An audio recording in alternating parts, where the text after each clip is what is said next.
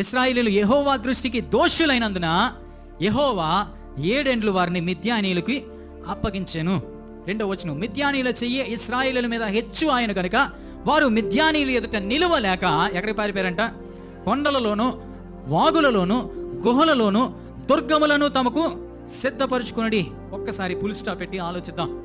ఇశ్రాయేలీయులకి దేవుడు కానాన్ దేశం, పాలు తేనెలు ప్రవహించే దేశాన్ని ఇచ్చాడు, గొప్ప వాగ్దానాలు ఇచ్చాడు, వారికి గొప్ప మేలులు చేశాడు. కానీ ఇప్పుడు పాలు తేనెలు ప్రవహించే దేశంలో ఉండవలసిన ఇశ్రాయేలీయులు ఎక్కడ ఉన్నారంట? కొండలలో, వాగులను, గుహలను దుర్గములుగా తమకు సిద్ధపరచుకుని. What a tragedy!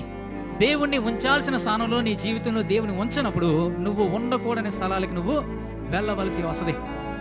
ఈరోజు నీ దాగుచోటు దేవుడు కానప్పుడు నీ దాగుచోటు ఇలాంటి భయంకరమైన గుహాల్లో, వాగుల్లో, దుర్గాల్ని స్థిరపరచుకోవాల్సిన పరిస్థితి వస్తుంది.